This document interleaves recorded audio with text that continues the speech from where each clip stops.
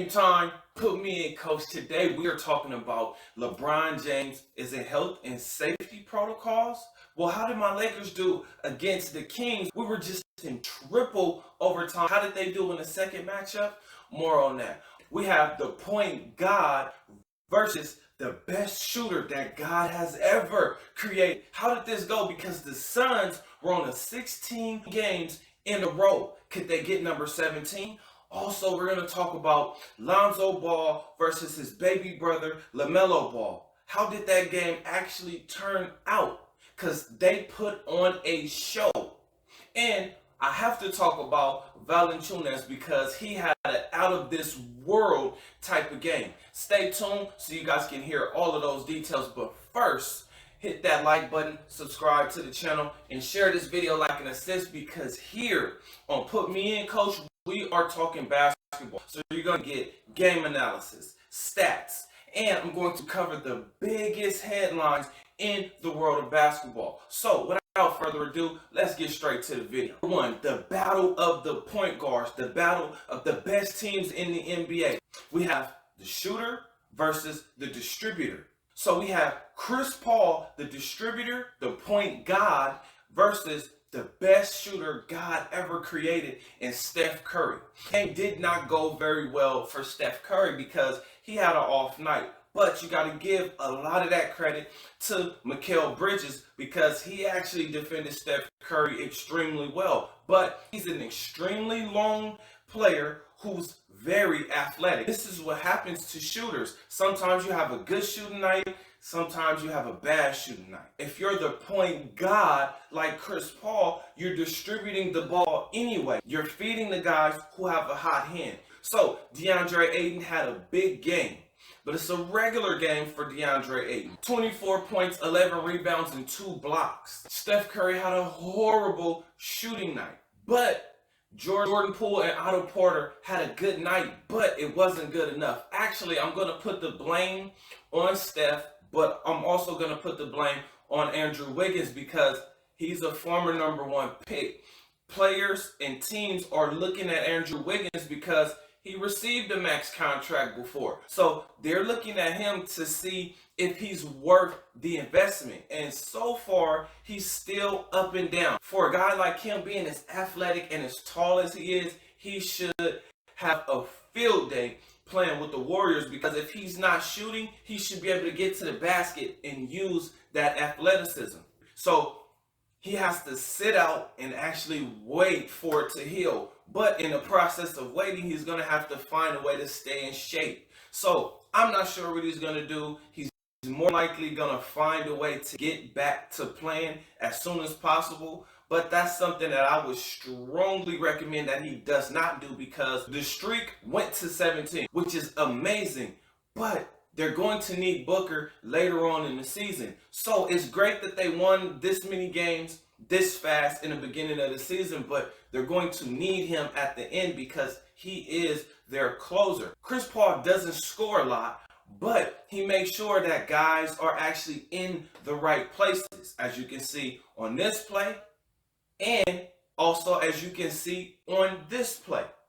He just makes the right decision, and his teammates understand if the point guard passes me the ball, I shoot the ball, or I look for somebody who has a better shot than what I have. I did not expect the Suns to come out on fire like this. I know that they played in the finals last season, and I actually thought that this was going to take a toll on them because they had to re-sign Chris Paul and they had to re-sign Cameron Payne.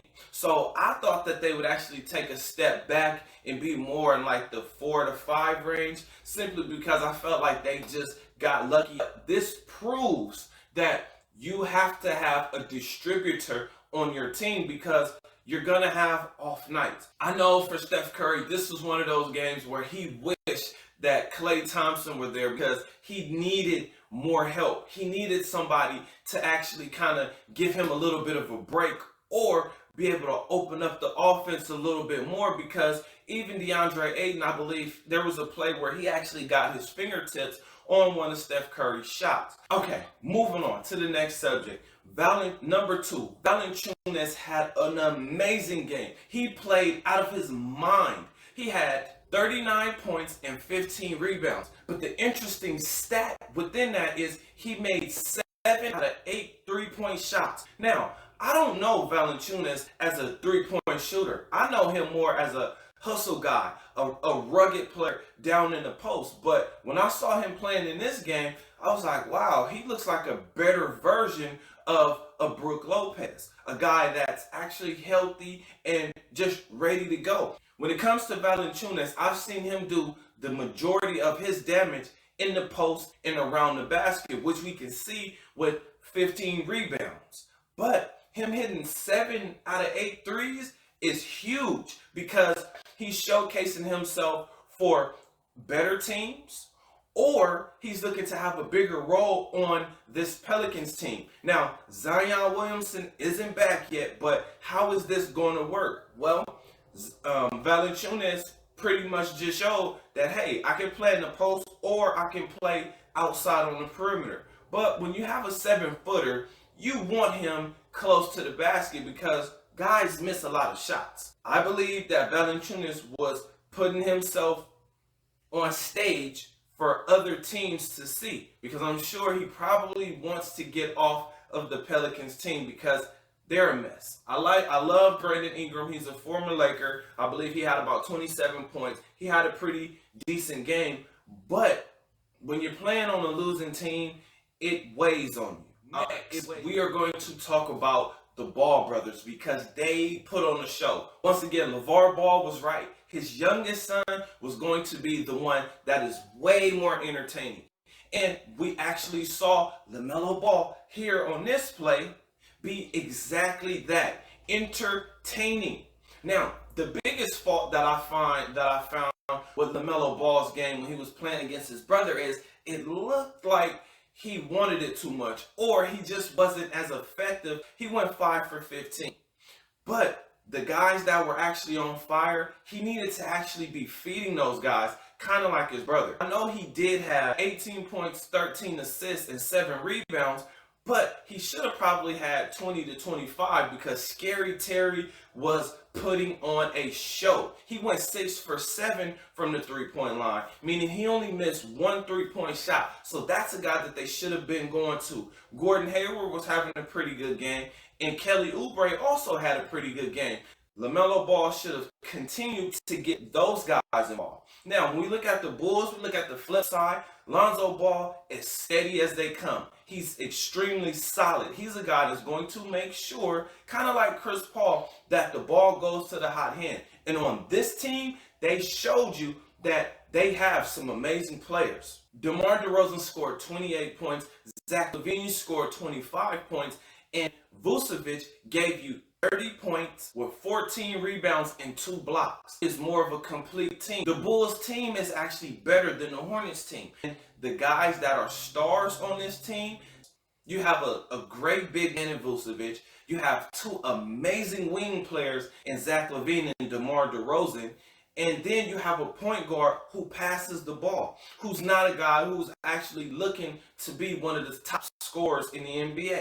They are on track to make some noise in the playoffs. Now, here's something that's funny. I covered the Bulls in the Heat in their tampering with Lonzo Ball, the Bulls with Lonzo Ball, and the Heat with Kyle Lowry. Well, the only penalty that was received was that they would lose out on their second round draft pick.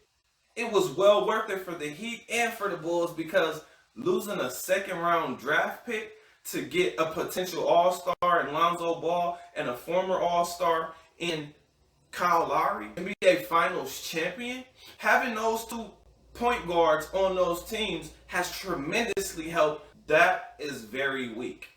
When they're criticizing players and these guys get stiff penalties, I look at this and say, wow, a second draft pick, your second round draft pick, that's it. That's it. All right. Lonzo Ball put on the show. LaMelo Ball put on the show. The Bulls are a better team. But LeVar Ball said the team that gets all 3 of his sons is going to be a championship team. So I'm kind of interested to see if he's correct, because it's hard to make it to the NBA, let alone have a son who was the number 2 pick and then your baby boy be the number 3 pick. That is insane. We're going to get to my Lakers. First of all, King James is in health and safety protocols. How? He went and got that thing. So how is he out with health and safety protocols? Because my Lakers, we need LeBron on the floor. He's our best decision maker, and we need him to play. And he's going to be out for 10 days. Well, sucks. He has to pass 2 tests. So, because he did go ahead and get that thing, I mean, he shouldn't have to sit out for those 10 days. But we'll see, because that was strange. Now, Russ and AD actually had pretty good games. But the main guy who deserves all the credit is Dwight Howard. Yes, Dwight Howard, because he was the guy who actually gave you 12 points and 13 rebounds with 2 blocks. He showed you that, hey, I'm a defensive guy. You need defense out here. I agree with Skip Bayless and Shannon Sharp, Stephen A. Smith, and everybody else who said Frank Vogel is on the hot seat. My Lakers should not be towards the bottom of the league, 28th, I believe. We should not be at the bottom of the league when you have a defensive-minded coach. Because all you really have to do is put your best defenders out on the court, and defensively, that should have you ranked much higher than the bottom of the NBA. Especially when you have a guy like Dwight Howard, Anthony Davis, and Avery Bradley. Come on. Our defense should be much better. But Russell Westbrook, AD, they played great. Russell Westbrook only had 4 turnovers. We finally got some 3-point shooting. Malik Monk and Wayne Ellington lit the Kings up. These guys were brought in to shoot the ball. Russell Westbrook, Malik Monk, Avery Bradley, Anthony Davis, and Dwight Howard.